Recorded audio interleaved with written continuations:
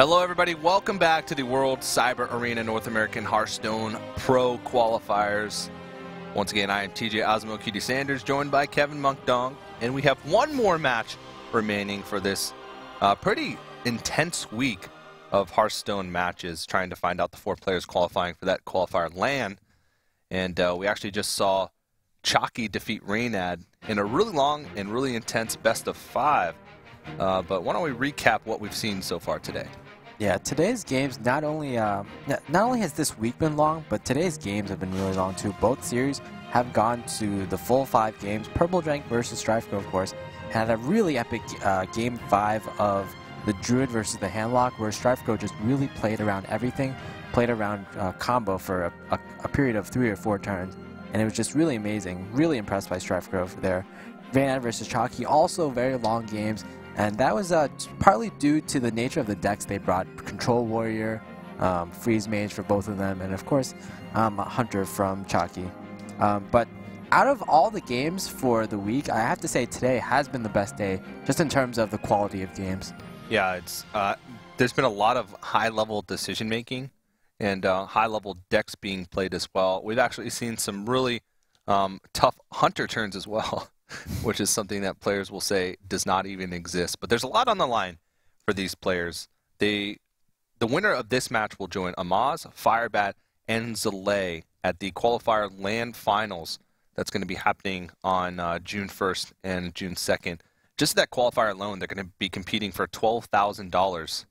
And then the top 2 players from that LAN will go to China at the end of the year in December to compete for $250,000 additional dollars.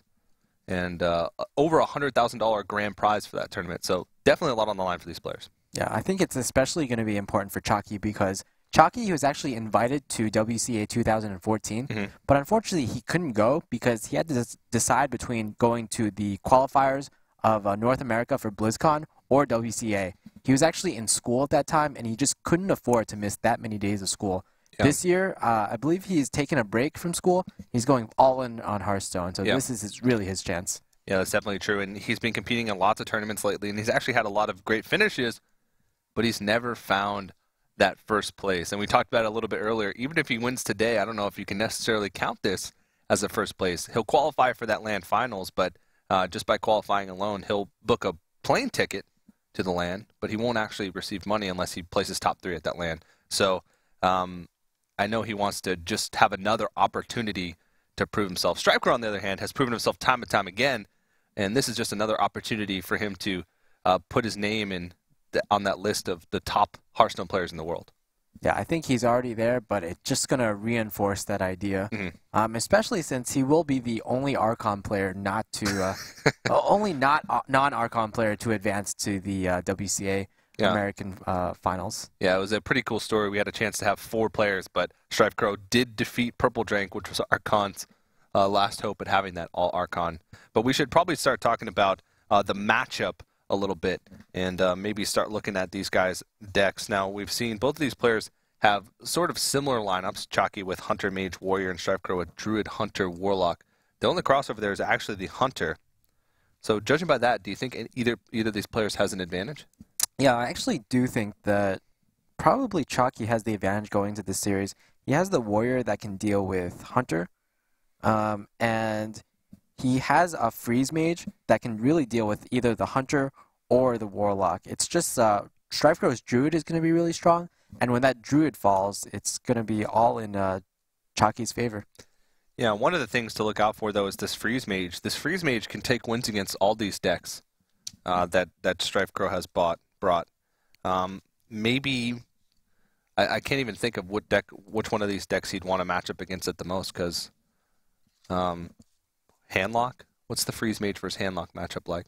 Yeah, I think it really depends on a lot of things, but I think the matchup has gotten better for Handlock lately because of Mal'Ganis, because of anti-Keelbot after GVG. But then again, Emperor Thorzen can change that matchup again. I do feel like this is one of those matchups where standard Handlock is actually a lot better than Demon Handlock. Even though you do have the addition of Mal'Ganis, the threat of Mountain Giants is just not there. you won't have 8/8s on the field on turn 4 that you have to deal with somehow for the Freeze Mage. Yeah, that's definitely true. And we can see those classes on your screen. The first match is going to be Chakki's Mage, that is the Freeze Mage, taking on StrifeCro's Druid. So I've always been of the opinion, and some players agree as well, that Druid is one of the best classes equipped at taking down Freeze Mage. Reason being is because they have a lot of damage from hand with combo. They can threaten popping the block and forcing the mage into a defensive position a lot earlier in the game than most classes can. And they're also one of the 2 classes in the game that gain armor with their hero power. Yeah, all very valid points, and I think Druid is only second to Control Warrior or Patron Warrior, any type of warrior in terms of dealing with Freeze Mage.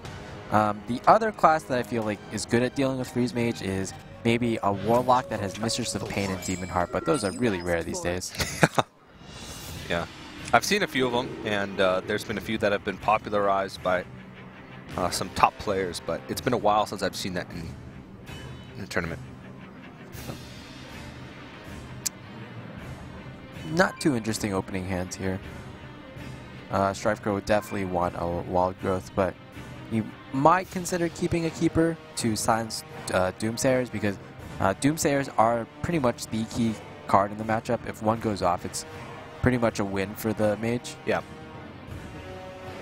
Although, once again, you do want to maximize your chances of getting a Wild Growth.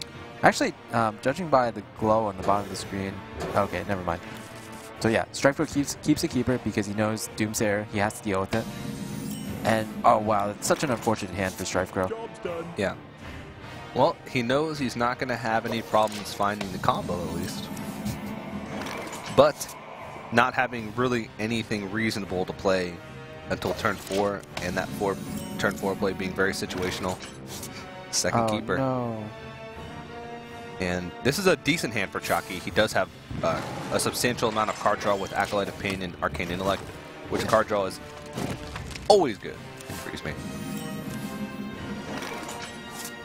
Just always good in anything, but exceptionally good in Freeze Mage. Very true. Well, at least StrifeCro, he'll be able to use his Keeper to do something on turn 4. Oh no. Yet another dead card. Literally going to Hero Power. And I mean, Hero Power is not too terrible, but not when you're facing something on the board. Because the more armor you can build up, the less effective that Alexstrasza play comes. But it's a lot harder for Druids to build up that armor. Yep. And one is going to be shredded off here regardless. Okay, and Arcane Intellect is going to go off. Unfortunately for Chakki, though, that means the Acolyte won't get any value. Yeah. Oh no, even a zombie Chow drawn. Yet another dead card. So pretty much the only useful card in the future will be Azure Drake and possibly Sylvanas.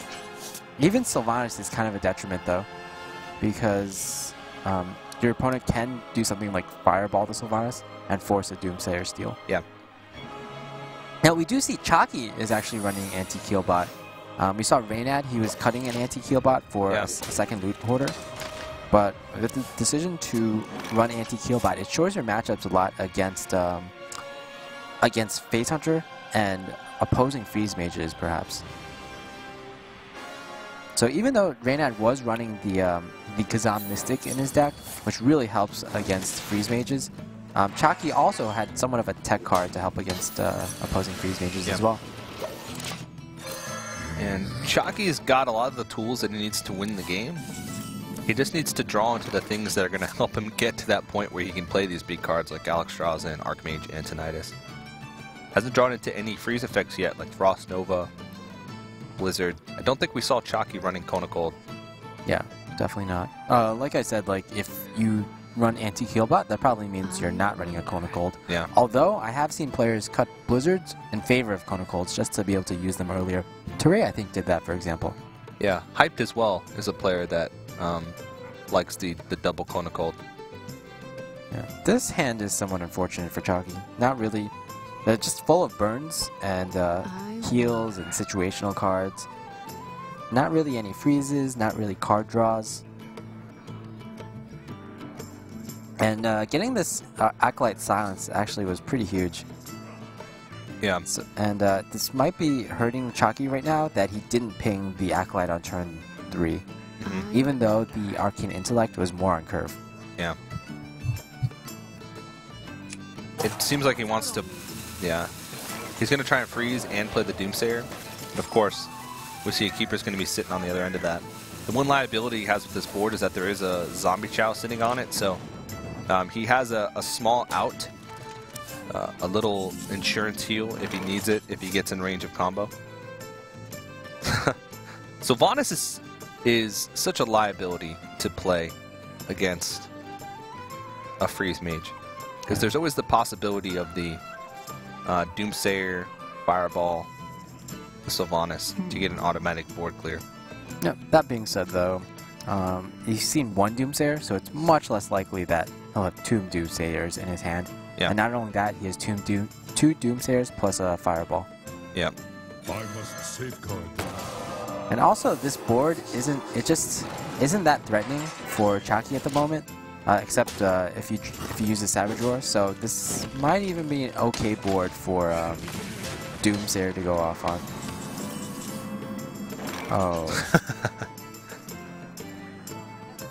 One turn too late, but I don't think he's really, again, it wasn't that threatening of a board. It will start to get threatening once we get towards that turn 9. Hasn't drawn into any ice block yet. What to do? What to do?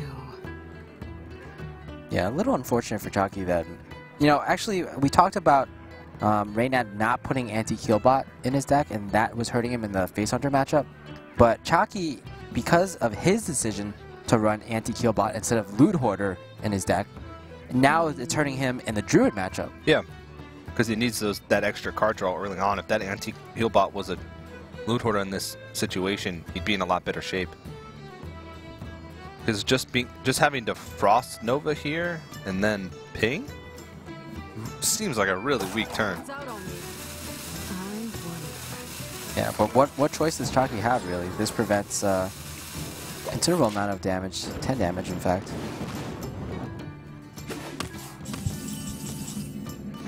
Ooh, Emperor. Whoa. Can actually use Emperor to set up combo next turn. I like it. Wow. And if all of his creatures survive, actually he wouldn't even have room on the board to play Force of Nature Savage Roar and only get 2 trinkets. Yeah, so StrifeCro, even though he had a really slow opening hand, a really slow start, I don't think it matters as much in this matchup. Yeah, that's very true. Especially if your opponent draws poorly. Oh no! Wow. So yet again, not really any good plays here. I think Chakki actually just has to Fireball this Emperor Thorzen. Yep. Well, of course you Fire Blast first. And unfortunately, that's not a Doomsayer.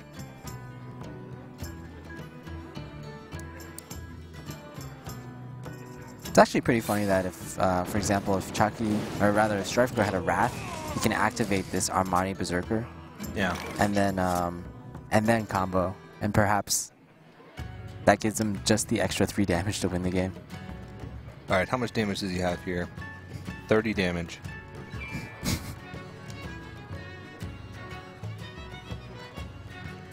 Yeah. So the question is, do you use it now? Are you afraid of... I guess you aren't afraid of Flame Strike here, because if your opponent had it, you definitely would have used it. Yeah. But this is actually... You put him to 2 health. This is actually the most damage you can get out of Savage Roar possible. Yeah. So he might as well go for it. Yep. I mean, he does have the Zombie Chow on the board, so like there is not really a risk, but you know that he does have that insurance next turn. He could bring himself back up to 7, but you still have other creatures on the board that have to be dealt with. And then just putting him that low forces Chakki into a situation for the rest of the game. He basically has to play defensive. He always has to worry about dying every single turn. Hasn't drawn into an ice block yet.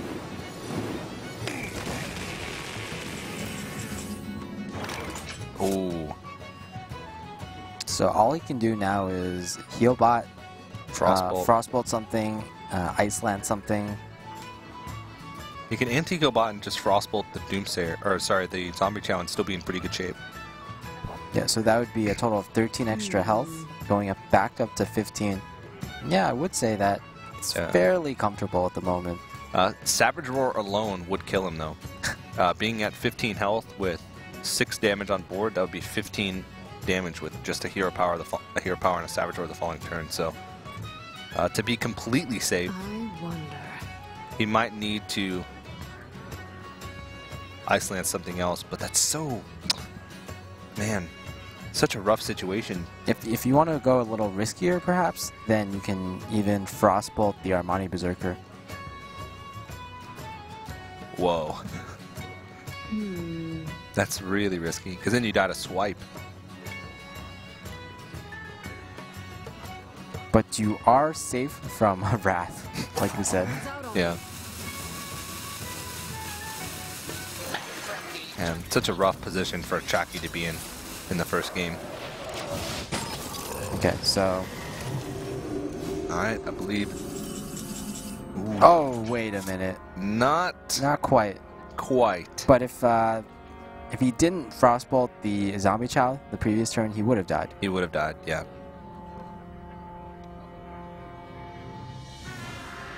Yeah, why not go for it? Yeah. Basically, you've seen one Doomsayer, so it's very unlikely for this board to get cleared.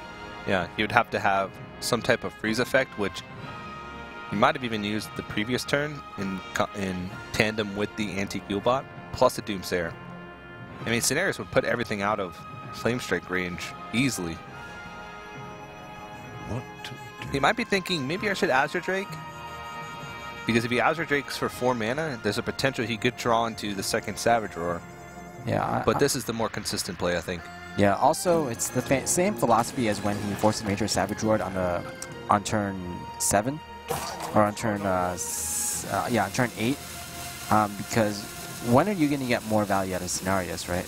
Yeah, I mean, definitely a good point. Getting three buffs is pretty huge, I would say. Gonna put him to 3. Oh, Flame Strike a few turns too late. Yikes. And unfortunately, I think that's just it. Yeah. No way to Alexstrasza and get out of lethal range. No way to Flame Strike and clear the board. No way to freeze enough stuff so that Doomsayer will activate. I wonder. Yeah, I don't see a way out. Looks like that's going to be... Chakki's going to try and think things over, but there we go. Concede comes out. And StrifeCro will take game number 1. Yeah. It's a little unfortunate, but I think Chakki's okay with this loss. This was the only unfavorable matchup for Freeze Mage in this lineup, so he'll definitely be able to take a game with Freeze Mage off of either the Face Hunter or the Zoo. Also, because Druid has been eliminated, now Warrior is suddenly open to a lot of easy wins. Yeah, that's definitely true with the Hunter and the Demon Heavier. That's going to be tough for the Warrior, but he definitely wants to try and get the Hunter with his Warrior pick. So StrifeCro still has Hunter and Warlock to win. And Chakki, I mean, he still has all 3 of his decks open, Hunter, Mage, and Warrior. Yep. What do both players pick? I know StrifeCro, he's mentioned before that when he picks decks, he literally just rolls a die. Yeah. Yeah. Because a lot of players think that it's all just random anyway. And StrifeCro decides to go with the Hunter next, and Chakki chooses the Warrior, so he actually gets the favorable matchup in that case. No mind games involved, StrifeCro says. Just random, and this time he gets the short end of the stick. Yeah, but I mean, yeah, I guess this was really good because you want your Warrior to match up against the Hunter. The Freeze Mage would also be favorable against the Hunter, but you really want to save the Freeze Mage for the Zoo because the Freeze Mage is better against Zoo than the Warrior is against Zoo. Yeah, it's the Demon Handlock. Yeah. I guess Oh yeah, sorry, Demon Handlock. Yeah. The line is sort of smudged. Where does Zoo end and Demon Lock begin? That's true. Nobody really knows. Eventually, there's just going to be hybrids everywhere. Well, it's more that everyone's been playing Zoo lately. That the decision for StrifeCro to bring a Demon Handlock is actually really surprising. It's bold. The unpredictability. All right, so Fire. Fire War Axe. That's a good one. Indeed Good start. it is. All he needs is a Cruel Taskmaster, maybe an Armor Smith to follow that up, and he's sitting pretty. StrifeCro, on the other hand, it's always a tough decision for mulliganing as a face hunter. Because you want creatures that are going to be resilient, like that Haunted Creeper. But you also want creatures that are going to put on pressure early, because you don't want to allow the warrior time in the match to stabilize. Well, you know, StrifeCro, in the previous game against Purple Drank, in the Hunter versus Warrior matchup, he played a coin knife juggler on turn 1, and that worked out pretty well for him. Yeah. So he might be thinking, okay, maybe I'll try it again. Yeah. Oh, what an excellent hand for StrifeCro. Unfortunately, that excellent hand from StrifeCro is going to be met with an insane hand from Chakki. Wow, that is pretty disgusting. That's might literally be the best hand possible. Yeah. I was thinking, what fourth card could you have against Hunter? That'd be great. Second Armor Smith. Second Armor Smith? Yes. But if I had to pick something besides the second Armor Smith, maybe a second Cool Taskmaster. And then oh, man. And then if I had to pick something besides that, I would definitely pick a Sludge Belcher. A Sludge Belcher. Exactly. It's funny because we saw Chakki's deck. It was very top-heavy, actually. Yeah. It had Alexstrasza, Ragnaros, Gorehowl, Baron Geddon, Dr. Boom. But Chakki's just... his ability to draw the bottom curve, the bottom half of his deck just amazes me. Yeah. What does he have? Like, more than half of his 2-drops in his opening hand? Yep. Well, there's the Explosive Trap. Yeah, he has 4 out of 6 2-mana cards. The exact 2-mana cards that you need.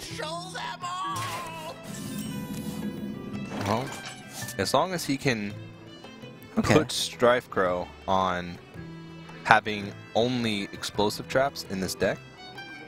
Yeah, what this play says to me is that maybe he has other traps. Otherwise, I think he definitely would have played the Haunted Creeper, right? He does. Yep, there's the second trap. We can see the sliver of the green on that. I wonder if we can get a check here to see if that is Freezing Trap or Snake Trap. Snake. So that is the more common second trap in Face Hunter decks. Freezing Trap is viable. We've seen players like Hyped and Caldi use that card. Yeah. And I feel like that card is more just to throw opponents off because it's so uncommon. Yeah. I wonder. So usually when you have a Snake Trap active on the board, playing Knife Jugglers is really solid play. The only thing here is that you're probably going to give him quite a bit of health if you do that. Also, well, this is from our perspective, or from Chakki's perspective, there is a chance for you to double Cruel Taskmaster into the Knife Juggler to avoid the Snake Trap. Yeah. It's pretty insane.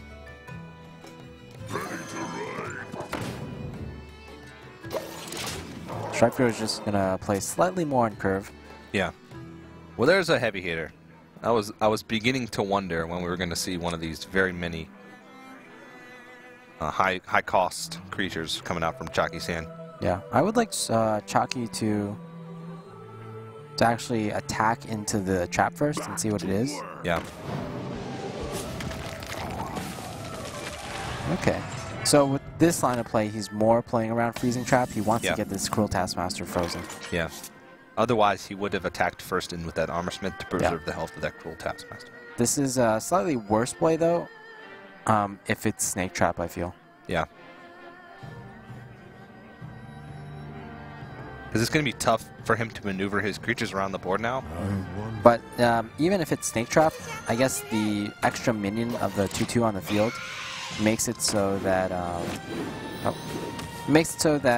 there's more stuff, there's more ways to deal with stuff on the board. Like, for example, right now, Chakki has another chance to run into the Knife Juggler with his Cruel Taskmaster and possibly clear the Juggler. But like you said, this is pretty dangerous here. Yeah, because right now, if he assumed that it's Freezing Trap and he attempts to attack him with the Cruel Taskmaster, then he can't clear off this Knife Juggler with just the Armor Smith remaining. I mean, there's a possibility that he might just keep avoiding the secrets and just play Sludge Belcher. And that's what he's going to do. Looks like it. Now, I don't believe we've seen Unstable Ghoul or Whirlwind in Chakki's deck, so that's going to be a problem for him. No. And of course, the new card, Revenge, I guess for the players, or for the viewers who are haven't been tuned in for the whole broadcast, these players submitted their deck lists before the new Blackrock Mountain cards came out that were released earlier today. So you won't be seeing any Revenges or Hungry Dragons. Those are average hits, I'd say. Killing the Cruel Taskmaster was okay, but I think he would have wanted more damage on that Sludge Belcher. Yeah, for sure. So now StrifeCro had to decide, do we want board more or do you want to fit in hero powers? And I do agree with this play because technically against Warrior, you can't just hero power against their hero power. You need to do more damage every single turn. So putting more stuff on the board, you're more likely to get 2 or 3 hits in with that Night Juggler, for instance. Yeah. Wow, hiding this Sludge Belcher behind the Armor Smith has gained him so much health. The momentum of StrifeCro has been nearly completely stopped just because of the sheer life gain alone. And it doesn't stop there. So you were playing around Freezing Trap before. Now, what do you do now to play around Freezing Trap? I mean, I think at this point, you're not going to find a better time to check. Yeah, I agree. So, you might as well just go for it. I can take the hit. No, I guess not. Well, these traps may never be procced. Just going to clear the board for the rest of the game. Rely on his health gain to win. That's certainly possible. Rely on a brawl, perhaps? Or he's going to do that terrible story that you told me earlier about the olden days, where you fatigue out the hunter. So Animal Companion can be pretty good. Leok, this is a rare circumstance where Leok would probably be better. Yeah. But you're never sad to get Huffer as the face hunter. Well, actually, there's very few times where you'd be sad to get Huffer. Now he has to decide whether or not he wants to give him 3 more mana and also where he wants to throw these. That Armor Smith's sort of becoming a nuisance. Yep. You might have to clear that right now. Yeah. You can play Arcane Golem here, but you're so vulnerable to Baron Geddon if you do. Yeah. I think this Armor Smith has gained Chakki about like 8 points of health at this point. Yeah. And then you can also... Oh, wow. He keeps... I think this is because Chakki has declined to attack with the Armor Smith for the past few turns, that it might be likely that he just passes again with the Armor Smith. Well, when you have 2 Armor Smiths, you can be a little bit more liberal with how you expend the first. And now he's going to finally check in. And maybe he was waiting for there to be 5 creatures on the board, so he doesn't get the full value out of Snake Trap if it is Snake Trap. Yeah, he predicted that there would be 5 minions on the board at a certain time. So not only does he get rid of a Spectral Spider, 2 Spectral Spiders, and 1 Snake. So, and now with only 1/1 creatures left on the board and 2 Armor Smiths, there's just no way that StrifeCro is going to be able to get through all of this help. Yeah, all of this effective help. I liked how Chakki dealt with that. He basically he set it up so both spiders would only death rattle 1 Spectral Spider. Yeah. It was pretty cute. Yeah. Tracking, unfortunately for StrifeCro, he has all the high value cards in his hand already. Those are with the Leroy Jenkins plus the Arcane Golem. That's exactly what you want. And unfortunately for StrifeCro, once again, that's not enough. Well, let's check out his options. Eaglehorn Bow, Wolf Rider, Worgen Infiltrator. Probably you want the bow, right? It has the potential of dealing maybe 9 damage. Yeah. The most damage over the course of a couple turns. And at this point, you might... Yeah. Bet he's wishing he cleared off the Armor Smith last time. Oh, certainly. But he's finally going to kill those.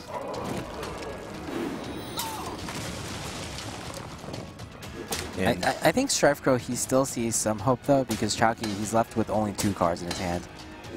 And perhaps StrifeCro is hoping they're low-value minions, or even something like a Fire War Axe. Yeah. Or maybe like a Gorehouse. Oh! Oh! Yikes. Well, bye-bye board. If there was any momentum that StrifeCro had, it is now all gone.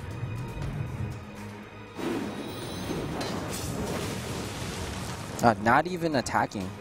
So if he attacked, he would have lost the Shield Maiden as well. So I guess that makes sense. He's going to use it just to trade off whatever comes on the board next turn, since it's going to die anyway. Yeah, he probably doesn't want to give his opponent an extra charge on the bow this turn. Yeah. He could also use the Explosive Trap the following turn to proc his Grom to start putting on pressure. Hey, do you see what I see? It's a combo. Whoa! The Leroy Jenkins Unleash the Hounds combination. Yeah, it's been a while since I've seen this. Yeah, a combination that has made countless number of Hearthstone players quit the game. You know, you used to be able to do this combo with a Buzzard fitted in, but in fact, all three portions of the combo were nerfed. Buzzard to 5, Unleash the Hounds to 3, and that's just how yeah. angry people got over that combo. Exactly, Roy to 5. And now this is actually one of the old strategies of Control Warrior versus Face Hunter. You put 1 minion on the board on all times until you draw into your Ragnaros, in which you just throw down the Ragnaros and win the game from there. Yeah, and now Baron Geddon is basically just going to clear whatever the Hunter puts out every turn. And the Rag's just going to do 8 damage to the face. Well, you could silence the Rag. Turn him into an 8 attack Wrecking Ball. I guess you could do that. You could force him to attack in order to get that damage. I wonder. In which case he would have to sack in the Baron Geddon as well.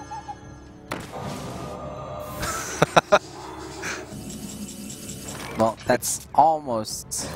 It's not often... lethal. That is, yeah. Oh, it is lethal, yeah. It is. It's not often that you see a defensive silence on a Rag.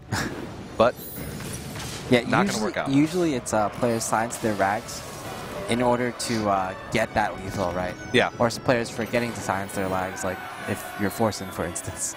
Yeah. That's, I'm sure he'll never live that down. There's a lot of things that some pro players will never live down. So Chakki does take a win with that Warrior.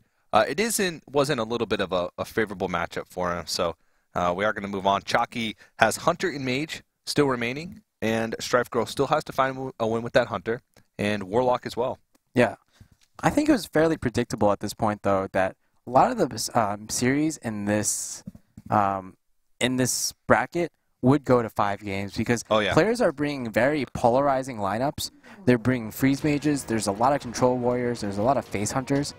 And when you have those kind of decks, it's usually, those decks have very favorable matchups and very unfavorable matchups. Yeah. So going to Game 5, going to all the way is very likely, even in this game. And especially back and forth games, like one player will win a game, and then probably the next player will win the next game. Yeah. So Chakki is going to throw out his Freeze Mage. StrifeCro is once again going to try his luck with the Hunter. Yep. Unfortunately, it might just fall here. Freeze Mage, yet another really good matchup against Face Hunter, especially because Chakki is running the anti-kill bot in his deck. So if Chakki loses this matchup, yeah. Oh, that's bad. But at least he can chuck some of those cards away. Yeah, if Chakki, or all of them. If Chakki wins with the Freeze Mage and StrifeCro is left with the Hunter, then StrifeCro will actually have to win a Hunter Mirror. So, yeah, once again, even though Chakki lost the first matchup, it's still, I would argue, is close to 50-50 from then on there. Just because of the lineup that Chakki brought, which was favorable against StrifeCro's lineup. Mm-hmm. And we saw this matchup, it's a pretty intense matchup earlier between Reynad and Chakki. Reynad was their Freeze Mage. Chakki was the Hunter. Yeah, I think that matchup, it came down to... And Alex draws the draw. Well, yeah, but first of all, Reynad didn't get to get any ice barriers in the opening turns. Yeah. And that's what made the game so close. Mm-hmm. Usually, if you get 1 or 2 ice barriers up, I feel like the Freeze Mage is very favored. Yeah. But then, of course, it did come to the Alexstrasza, and Reynad was able to back that up with the ice barriers, which eventually won him that game. Yep. Wow, this is a really awesome hand from Chakki. We do see Mad Scientist, we do see an Ice Barrier, an Arcane Intellect, and even a Frostbolt to deal with Knife Jugglers. Yeah, this is really solid. And Alexstrasza already in the hand, you know, just in case. Just in case. It really reminds me of the previous hand that Chakki had in the Warrior game. Pretty much 4 of his best 6 cards were in his opening hand. Yeah. Are we going to have some Mad Scientist showdowns here? I think so.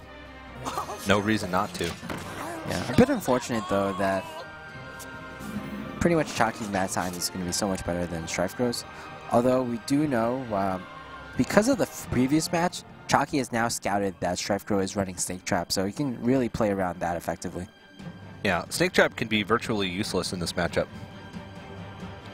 Because you can play it in a way where you never have to attack in.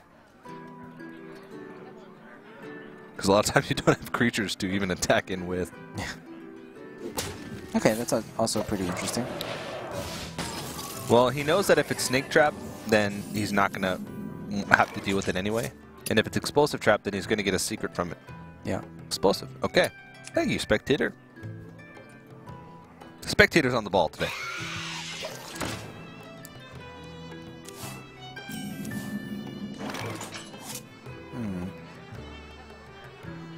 Now, what do you attack here as Chakki?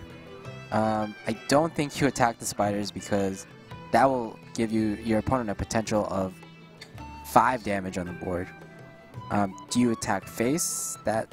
I wonder. Okay. Okay, well, it looks like he got Ice Barrier because his Ice Barrier just became unavailable. Yeah, probably the better secret for him to get. Yeah, so now he's guaranteed to have both his Ice Barriers in his first set of turns here now. Yep. The rest of his hand's not that great. It's really slow. I mean, I guess once Archmage Antonitis does come down, Hunters will not really have a way to deal with it, so he can. Once that comes down, it's basically the nail in the coffin, but still got a while.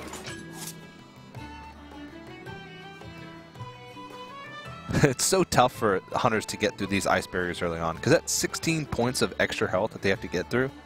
And that's not even accounting for the fact that sometimes their board's just going to be frozen. They're not going to be able to get through any. Yeah, it's kind of like when your opponent plays anti-kill bots against Hunter, but even worse because they played basically a 2-mana 2/2, which death rattled into the anti-kill bot battle cry.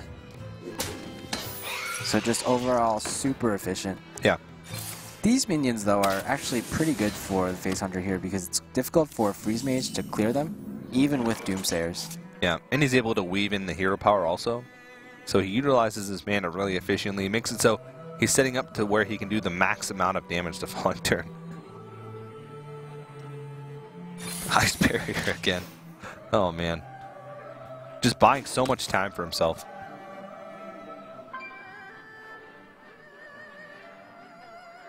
Okay, this seems like a pretty easy play. Yeah. Again, you touched on it a little bit earlier, but Arcane Golem can sometimes be a liability against Freeze Mage just because a lot of times the one thing that gates Freeze Mages is just the amount of mana that they can spend each turn. Giving them 1 extra mana can sometimes just make their power plays come 1 turn quicker. Oh yeah, of course. And that's exactly why Emperor Thorzen has been such good value for Freeze Mage. Sometimes they just need that 1 extra mana, and Emperor Thorzen can sometimes give you 6. Which is nuts. Sometimes give you even more than 6. Like 7? Or 8! Oh man. Man, doesn't even have to break a sweat. Coming up on turn 6, and effectively, Chakki has not even taken a single point of damage. Oh yeah. They actually gained 4 health over the course of this game. Yeah, the spiders, even though they're annoying for the Freeze Mage to deal with, the Freeze Mage can kind of shrug them off, unfortunately. You just basically, you need the spiders in combination with something else. So if your opponent is forced to use an AoE, then the spider death rattle will be really effective. Yeah. You're putting more damage onto the board. Well, he finally gets him sub 30.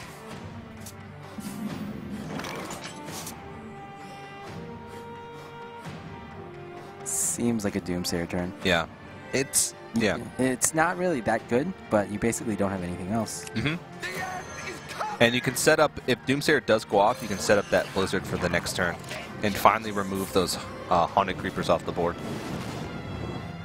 Yeah, I wasn't really sure what to ping right there, but I guess you ping in the face because you have so many AoEs anyway. Yeah. If you're StrifeCro in this situation, do you even value silencing the Doomsayer here? Well, the issue is, what else are you going to silence? I guess maybe another Mad Scientist, maybe another Loot Hoarder. Or Acolyte of Pain, maybe Pain. Even an Archmage Antonitis just as a way to help you survive for an extra turn. Oh, that's possible. Because I don't think StrifeCro runs a Hunter's Mark. And other than that, I just don't see a way, unless he had a big board already, that he'd be able to deal with an Archmage Antonitis. Most of the time, if a Mage can play that safely anyway, the game's pretty much over. But I guess you're right. There's not really many other silenced targets available to him. Yeah, this is also what I was talking about. If you do this play, then you set up a board which there are more threats that you kind of want your opponent to, or your opponent probably wants to AoE them down. But because your opponent will AoE them, the Spider Death Rattle will come into effect. Wow, more points of heal here. Yeah, Chakki just drawing pretty well here. Even though we saw on about turn 5, his hand was looking pretty poor, the Arcane Intellect that he was able to use later on just improved his hand so much. What to do? And now he has a bit of everything that he wants. He has some minions, he has some heal, he has some AoE, he has some burn potential as well.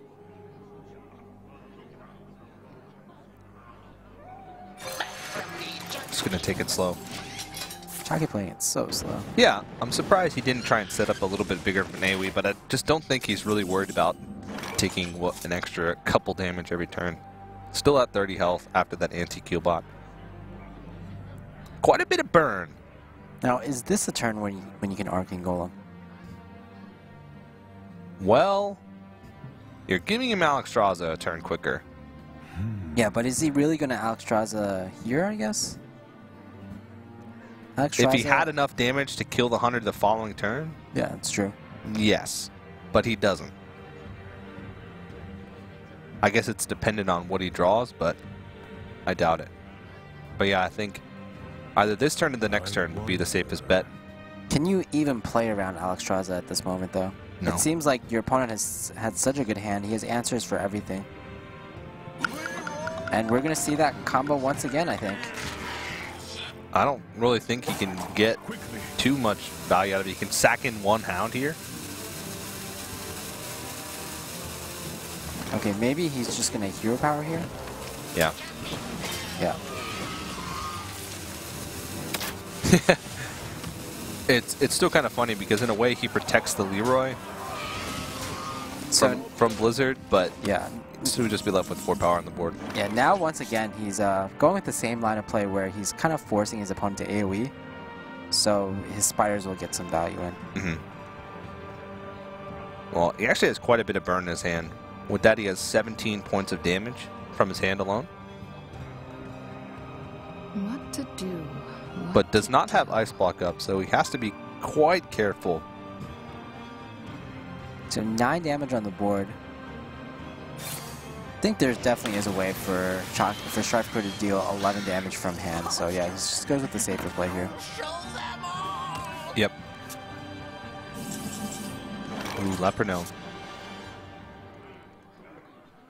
Leper Gnome can be pretty good. Just because in a weird way it can sometimes protect your board. Yeah, Later in the game, if you pop the block and then throw Leper Gnome down, your opponent can't clear it off. Exactly. Because they'll die. So it's sort of like an insurance tool, like at the end of the game, or near the end of the game. If you ever get to the point where you can pop the block, you throw Leper Gnome down. Yeah, I don't think this is a turn when you keep it, though. I think you just want to get in that damage as fast as possible. Yeah, that's true. So you can fit in those kill commands and Arcane Golems. I wonder.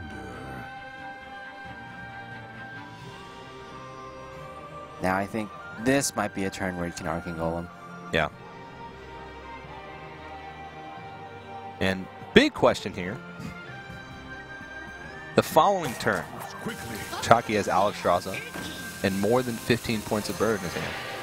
He could effectively trade in his Mad Scientist, guarantee Ice Block. Is that too risky of a play?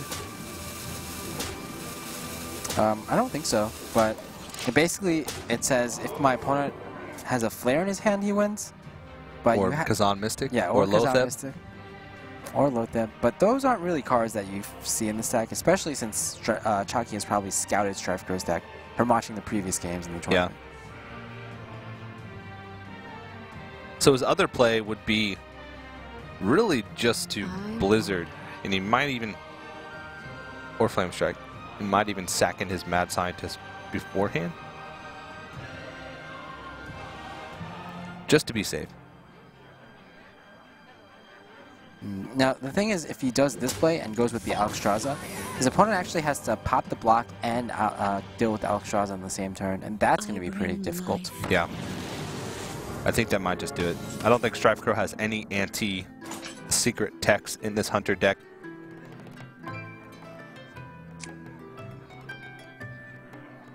There's no way that he can both pop the block and deal with the Alexstrasza anyway. Even if he does deal with the Alexstrasza, he's still dead. He doesn't know that, of course. I wonder. But there is enough burn in Chakki's hand to finish the game against StrifeCro. He can kill command the Alexstrasza. Yeah, I think he can actually kill the Alexstrasza and pop the block on this turn. So, oh yeah, with the Leper Gnome damage. Yeah, with the Leper Gnome essentially is kind of like 4 damage. Yeah. Because you can use him to kill the Alexstrasza and deal 2 damage to the Mage's face. Yeah. But so yeah, even if he does that, he's still dead. Throw in the Leper Gnome, then, or it doesn't matter which order you do it in. Unleash. Yeah, that is enough damage. So he's going to put himself in the best position to win, but it's still not going to be quite enough. Nope. You know, face hunters, they really have to start adding some heal into their decks. Yeah. Otherwise, they just get countered like this. Is he going to have time to get in all the attacks in? Yeah, he's not a life coach. It's funny because people make fun of life coach for roping too much. And yeah. In the previous month, he's actually roped tight twice in situations where he would have kind of won the game if he didn't rope. Yeah. He actually he missed attacks, such as with Sludge Belchers. Crucial attacks. But StrifeCro does not miss attacks, but it doesn't matter because he's still going to go down. Chakki is going to take a 2-1 lead in this series. And it looks like after that long game, he's going to need a little bit of a break. But the only deck that Chakki still has left is the Hunter. Yeah, and he's got 2 chances. That Hunter's going to do really well because even if he loses the Mirror, which he only has a 50% to lose, he's going to have the Hunter versus the Demon Handlock. Now, yeah. Face Hunter versus Demon Handlock, I feel like the Demon Handlock is actually in a better position than traditional Handlock because you don't have the 2 cards that are really dead in the Handlock. You don't have the Mountain Giants. Yeah. Instead, you have the Void Callers. Not only that, but you also have Belganis, which is another really excellent card against Face Hunter. Mm-hmm. Yeah, for sure. It can still sometimes, just the Hunter versus Warlock matchup in general, sometimes the Hunter can just completely blow out the game. That's always going to be a little bit of a possibility. But the toughest thing is not only does StrifeCro have to get through the Hunter with the Warlock, but he also has to just throw out in a 50-50 with the other Hunter, the Mirror matchup, which is going to be really tough. I mean, he's at odds here. Yeah. So StrifeCro, it's up to him. What deck does he decide to pick? And oftentimes it's all about, do I want to get this over with, or do I want to build up my confidence? Mm-hmm. And I guess StrifeCro, he decides to go for the Mirror, which is most people would say the more favorable matchup between the two. So StrifeCro is going for that confidence play. Yeah. Going with the momentum. Yeah, momentum can be a big factor. I touched on it a little bit the other day, but Hearthstone is a big mental game. And a lot of the players that you see have the most success are the players that have the most mental fortitude, the players that can shake off losses the best. And StrifeCro, I think, is one of those players. I talked to him a little bit before, a couple weeks ago, about his thoughts about Conquest and his thoughts about random elements and tilting. And he said he doesn't tilt because he knows that he doesn't really not believe in RNG, but he doesn't really think RNG affects games as much as people think it does. He says that every play that you make in a game is just increasing the odds that RNG won't play a factor in you winning the game. So he's able to shake off his losses a lot easier than other players, doesn't really go on tilt. And that's one of the reasons why momentum is a big deal. Yeah, so he's one of those players that thinks his destiny is in his own hands. Exactly, which is the right mindset to have, because there are situations which is natural in card games where you do get unlucky and you lose a game because you get unlucky. But was there a point in the game before the point where you got unlucky where you could have changed things? Yeah, very well put. Now, but going into this Hunter versus Hunter matchup, I feel like the person, like I've talked to this with other casters before, but I do agree with them that the person who's going first typically has the advantage because you do get the first attack in. But that's only true if you have a 1-drop. Oh, well, there we go. That was easy. Snake Trap can be a big deal, but it can also fall flat on its face if it meets an explosive trap. It's gonna be 1-drop versus 1-drop. Ay.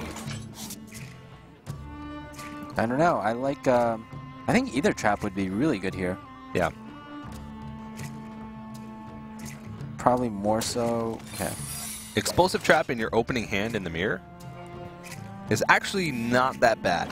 Yeah, it's. I've talked to Kalento and he's actually said he actually prefers explosive trap to mad scientist in this matchup because oftentimes your opponent can ignore the mad scientist and the mad scientist will just be 1 turn too late. Yep.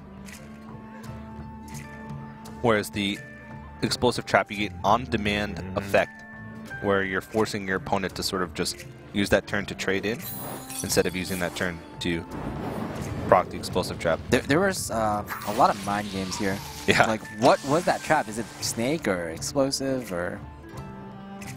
Yeah. Now this is a rough situation because he's going to have to hope that this juggle hits the Worgen Infiltrator. It's going to be a big 50-50. It didn't hit. Yeah, didn't judging hit. by his face, yeah. We're slightly behind with spectator client when we're looking at these players' webcams, so you can see their reaction to the plays just a tiny bit before it happens. And that allows StrifeCro to trade up. Yeah, free knife juggler, I guess. Yep. It's actually pretty huge because if it didn't hit, then StrifeCro would have been forced to use his Eagle Horn bow to take out the knife juggler. And if he did that, he would be 3 points behind Chakki in terms of damage. One of the things to note here is the Lotheb in Chakki's deck. Oh, yeah, that's really interesting because that card is actually, I've seen a lot of players, they've put Lotheb in Phase Hunter to lock out the opponent, and I know a Hunter deck has recently gotten #2 legend on EU. It's basically all Phase Hunter except it has a Lotheb in it. Yeah, it can. I mean, we've seen matchups just today alone, which is a super small sample size, where Lotheb in the Hunter would have maybe not won them the game, but bought them extra time. In the mirror matchup, I feel like it could be pretty good, just because it could. A lot of times in the Hunter matchup, you said it. The mirror matchup, you kill your turn 1 turn before your opponent kills you. Lotheb could buy you that 1 turn. Exactly. I like this Iron Beak Owl play because you're not going to get too much value of Iron Beak Owls in this matchup. Both players, I have to say I like StrifeCro's hand a lot better. Yeah. Both players have the Unleash the Hounds, but you mentioned Lotheb. It's good in other matchups, but I don't feel it's as good in this matchup because it's oftentimes too slow. Yeah. And it's kind of funny. Especially early on. Maybe if you drew it at a key time, but... No, that's a pretty good one. Oh, yeah. Now, Chakki is the player with the initiative. And he fits his curve nice. Surprised he didn't trade in with the Haunted Creeper there. Well, if he did, then the snakes would have activated. Oh, I forgot that there was a secret activated. Good catch. Oh, thank you. Rubbing in, why don't you, spectator? We have a love-hate relationship, me and the spectator.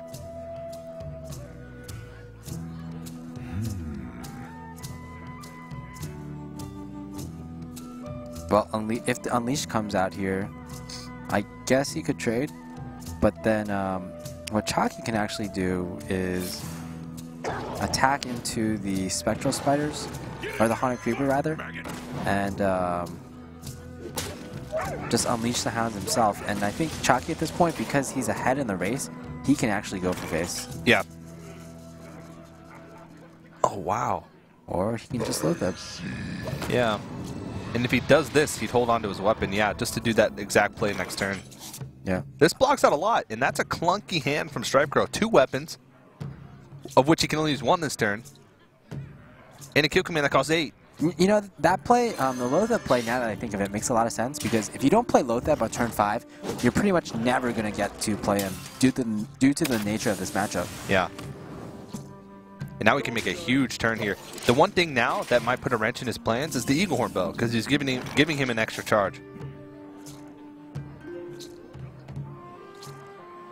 How much damage is here?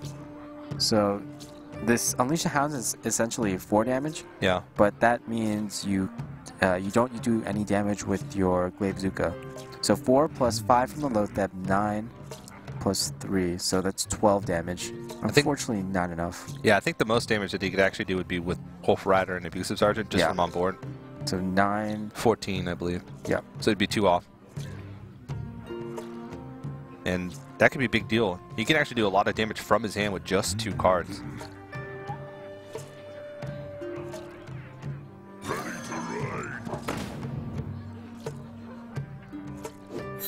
Oh, okay. Whoa. So with this play, he takes 1 less damage with his face. Yeah. And in exchange, he does 1 less damage to his opponent. And I think that's a pretty fair trade, because I think you... Oh, he does full trades. Trades off the whole board. So now, I think this is fair, because you sets know... up next turn lethal sets regardless. up lethal for next turn. And now you're not afraid of lethal as much at all. Yeah, I think that might be game. Chakki has lethal sitting on board next turn. He doesn't have a way to deal with this unless he kills it straight up. He could kill it with kill command in his face. Or kill command in Wolf Rider. Yeah. Yeah, that's actually his only way to win. Or to not lose on the next turn. Is he going to see it, though?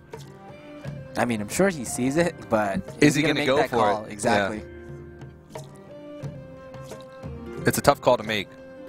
But at the same time, what other choice does he have? You leave that Lothep on the board, you're taking a guaranteed 7 damage next turn. Guaranteed. From Lothep Hero Power. Yeah, so what you're saying is you have to Wolf Rider and kill command this Lothep. Yeah. And if you think about it, he's not in that rough of a spot, because then board is empty. You have a weapon, and you're both at 9 health. Your opponent has the initiative, but you have a weapon. Yeah, it's true. How much damage can he do from his hand with a couple cards? I mean, yeah, it's a lot, but I think Wolf Rider and kill command into the Lothep is his only choice. Because putting him on not having 2 points of direct damage in his hand is just so unlikely. There's so many cards. Nearly every card, the majority of the cards in the deck are going to be able to do 2 points of direct damage. That's right. Abusive Sergeant, quick shot. Oh, no. He goes for the hero power instead, and that's going to be it. Wow. Yeah. Chakki gives a fist pump. I think StrifeCro knows it. Yeah. That's going to be it. And is Chakki going to throw in the animal companion for BM? Nope. Doesn't at all. 0 out of 10 BM. He said it was coming. It came. Yeah. So even though Chakki, he didn't win the race for Blackrock Mountain today, he takes a kind of like a consolation prize in terms of he advances to the WCA American Finals. Yeah, to join Amaz, Firebat, Zalay, all the members of Team Archon, basically. So that's a pretty great lineup. I'm actually really happy with the results of what we've seen so far. And Chakki had a really great run through today. I mean, there were some plays that, like that play at the end where he completely cleared the board, make sure that he put himself in the best position to win, still setting himself up for lethal the next turn. But it's a play that not many people would have caught to just trade completely off the board. Well, Chakki, he is known for being one of the best aggro players in the game. Yeah. So, yeah, just making those trades in that situation is definitely, even though you think aggro players, they go for face all the time, but it's actually Chakki who is playing very smart with aggro and sometimes trading in order to set up turns where he knows he can win in the next turn. Yeah. Basically, Phase Hunter, as we often said, it's not about killing your opponent as fast as possible. It's about killing your opponent one turn faster than they can kill you. Yeah, so we can take a look at Chakki's run. He defeated Raynad earlier, and of course StrifeCro did defeat Purple Drank and tarnished the chance of having 4 Archon members in the final. Yeah. So Chakki does move on.